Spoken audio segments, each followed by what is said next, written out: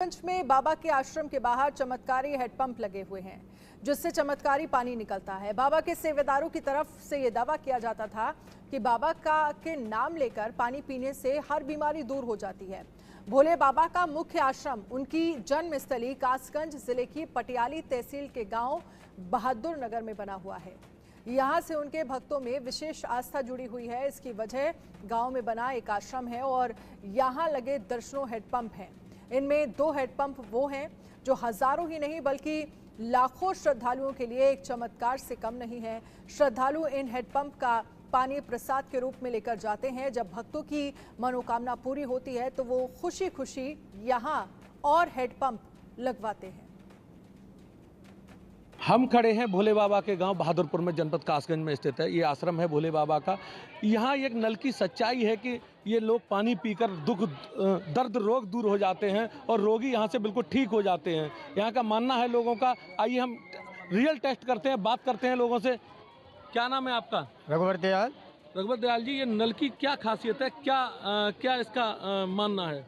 इसकी नल की कोई खासियत नहीं है। जो श्रद्धा भाव से यहाँ समर्पण होता है और पानी भी पीता है प्रसाद के रूप में नमन होकर, तो जो श्रद्धा भाव से नमन होता है उसको नल भी फायदा कर जाता है। और नहीं, प्रसाद के रूप में पानी ग्रहण करने से लोगों के रोग ठीक होते हैं? रोग होते हैं। क्या क्या रोग ठीक होते हैं पानी पीने से यहाँ के? शरीर में शारीरिक कष्ट होते हैं, कई एक रोग होते हैं, किसी का कोई है किसी का कोई है। रोगों की तो कोई सीमा नहीं। नहीं, भूत प्रेत भी सही होते हैं इससे पानी पीने से? भूत प्रेत भी आते हैं यहाँ, खेलती हैं। बहुत सी आत्माएं यहाँ खेलती हैं और वो भी पीती हैं, नहाती भी हैं और वो भी ठीक होती हैं। राज बहादुर जी, ये बताएं कि ये नल लगे हैं, नल से पानी पीने से लोगों के दुख दर्द दूर होते हैं, क्या सच्चाई है? दुख दर्द दूर होते साहब। क्या क्या होते हैं साहब? कोड़ो भाव हमारे सामने सही जी।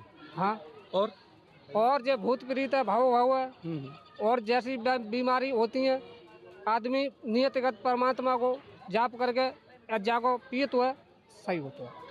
कितने दिनों से लोग पानी पीकर कितने लोग अब तक ठीक हुए हैं?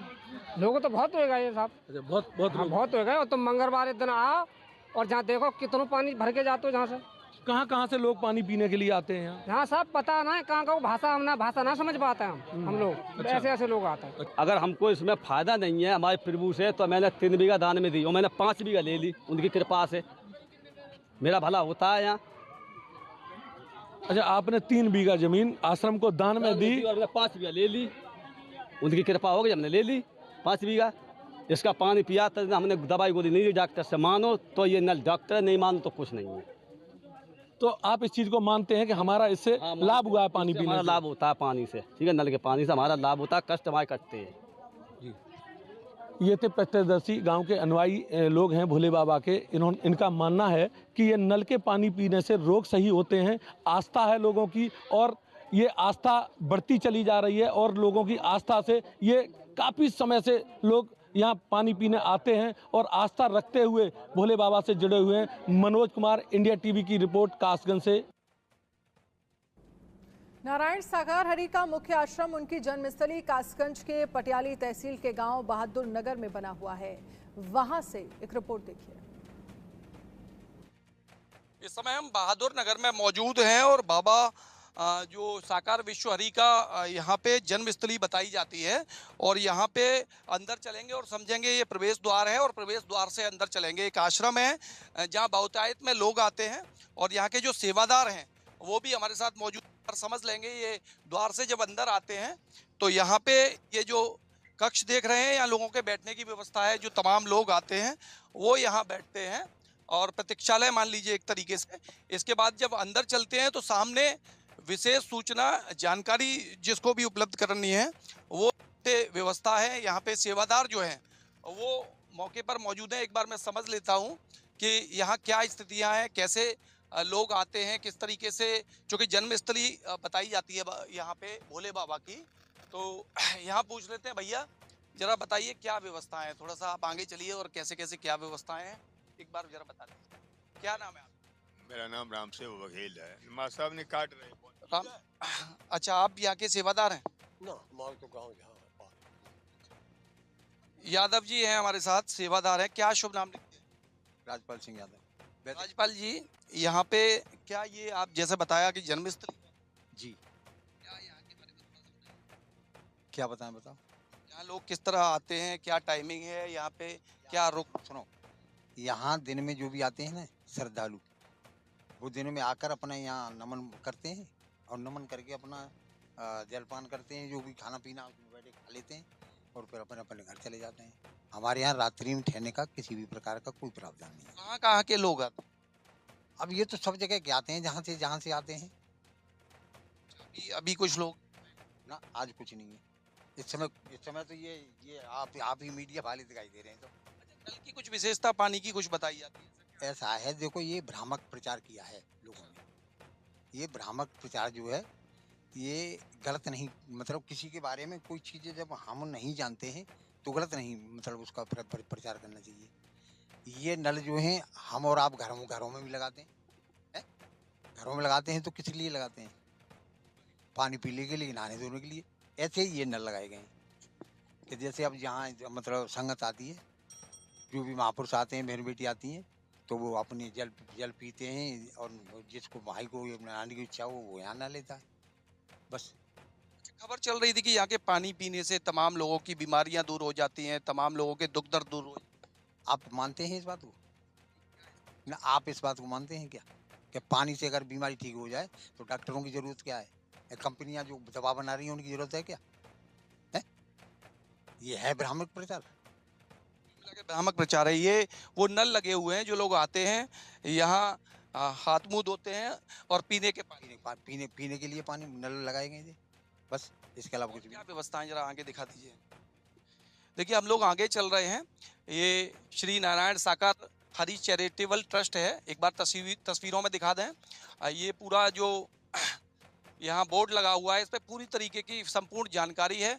यहाँ जिन लोगों के नाम लिखे हुए हैं, कौन लोग हैं, क्या ये यहाँ के ट्रस्ट के सदस्य हैं, मेंबर हैं सभी जी। आगे चलते हैं हम लोग।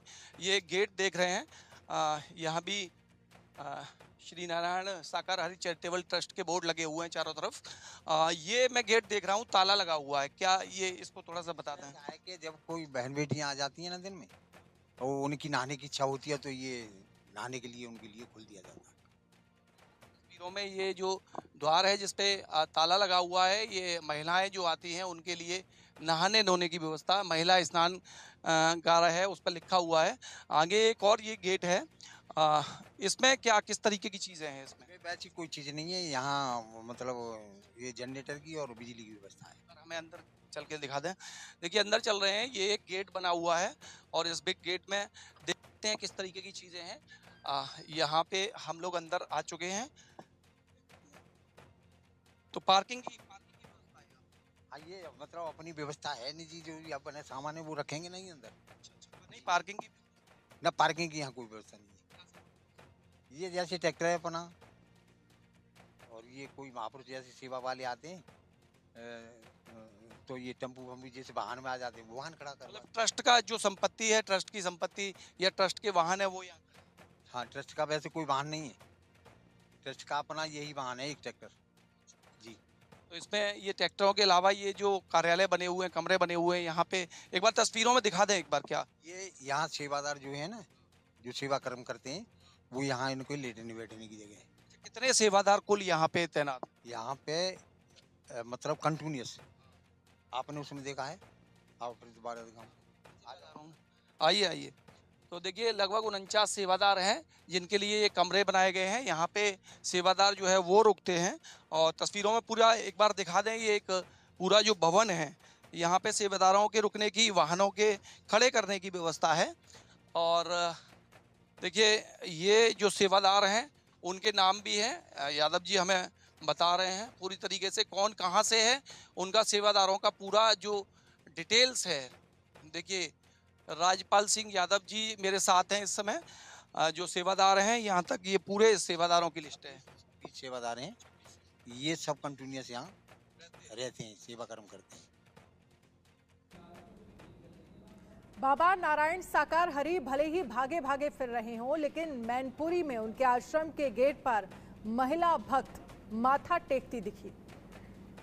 तो देखिए एक तरफ बाबा साकार हरि जो हैं वो भागे भागे घूम रहे हैं क्योंकि पुलिस तलाश कर रही है। और ये तस्वीर जरा देखिए, आश्रम के गेट पर बाबा महिला जो भक्त है वो यहाँ पर मत्था टेकती हुई नजर आ रही हैं और हाथरस के आसपास के तमाम ऐसे इलाके हैं जहाँ पर बाबा के बड़ी संख्या में फॉलोवर्स हैं, जहाँ पर बड़ी संख्या में बाबा के अनुयायी हैं जो इसी तरह से बाबा के आश्रम से जब गुजरते हैं तो यहाँ मत्था टेकते हैं।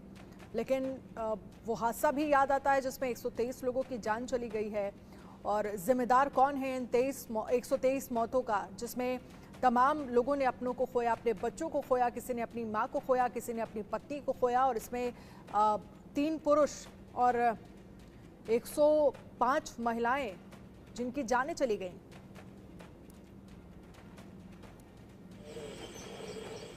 इस समय हमारी मौजूदगी बिचमा थाना क्षेत्र के हरिदर्शन नगर में बाबा के आश्रम पर है, जहां पर 3 दिन से लगातार पुलिस अपना डेरा जमाए हुए है। देर रात अपर पुलिस अधीक्षक राहुल मिठास के साथ एसओजी टीम ने भी अंदर छापेमारी की है, लेकिन पुलिस अधीक्षक का साफ तौर से कहना है कि बाबा आश्रम के अंदर नहीं है। जो आश्रम के अंदर कार्यकर्ता मौजूद है उनको भी बाहर निकाला जा रहा है, लेकिन लगातार जिस तरीके से पुलिस की प्रतिक्रिया हलचल तेज हो रही है, बाहर बैरिकेडिंग लगा रखी है, पुलिस पीएससी बल भी तैनात कर दिया गया, बाहर से कोई भी गाड़ी को अंदर नहीं आने दिया जा रहा है, सिर्फ मीडिया को ही गेट के बाहर तक परमिशन दी गई। मीडिया को भी अंदर जाने के लिए मना किया गया। लगातार मीडिया पल पल की अपडेट दिखा रहा है, लेकिन बाबा का जो आश्रम है वो 21 बीघा में बना हुआ है। यहाँ पर एक माता जी काफी देर से बाबा के स्थान पर माता जी क्या नाम है आपका? क्या नाम माता जी आपका? आप काफी देर से मंदिर पे माथा टेकी थी बाहर, बाबा जी कब मिले थे आपको?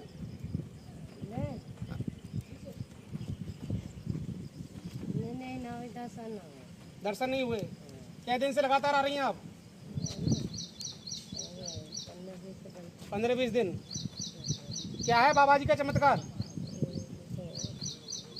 आप बाबा जी के लिए मूंगफली भी लाई हैं, तो मिले नहीं बाबा जी?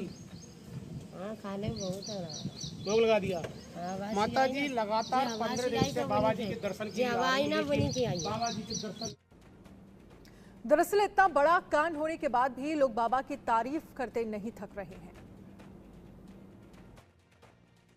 जिस प्रकार से हाथरस में भगदड़ मचने की वजह से हादसा हो जाता है जो 121 लोगों की जिंदगी को अपनी जद में ले लेता है, और कई लोग ऐसे हैं जिनकी गंभीर रूप से चोटिल होने के कारण बहुत गंभीर स्थिति अभी भी बनी हुई है। इस पूरी घटना के एक आई विटनेस हमारे साथ मौजूद है, उनके साथ जुड़ते हैं। सर, क्या नाम है आपका? मुझे सर राजाराम सिंह कहते हैं। कहाँ के रहने वाले आप? मैं निवासी हैं कहा डिस्ट्रिक्ट अलीगढ़। हाँ जी, आप गए थे समागम में? हाँ, मैं समागम में गया था, मेरा परिवार भी साथ गया। अच्छा, क्या हुआ था उस वक्त, क्या मंजर था? मैं वहीं मौके पे था, सामने जहाँ पर प्रभु जी की गाड़ी निकली है उसके सामने मैं बीच डिवाइडर पे खड़ा था। तो क्यों भागे थे लोग ऐसे पागलों की तरह उनके पीछे पीछे, क्या कारण था?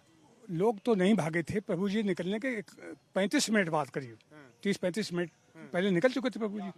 उसके बाद जनसमूह जो समापन हुआ तब निकलना शुरू हो गया। मतलब हमें एक महिला कांस्टेबल ने बताया जो उनको भी चोटें आई हैं, वो कह रहे हैं कि औरतें भागी हैं, वो कह रही है हमें वो धूल चाहिए बाबा के चरणों की। कुछ ऐसी होगी नेचर, सब हमने नहीं देखी, अंदर हुआ हुआ तो नहीं देखा। मैं तो बाहर की बात बता रहा हूँ जहाँ पर ये घटना घटी है। तो कहाँ है बाबा, सामने क्यों नहीं आ रहे? बाबा श्री अब वो आश्रम में हैं, वहीं पर मैनपुरी में ही हैं।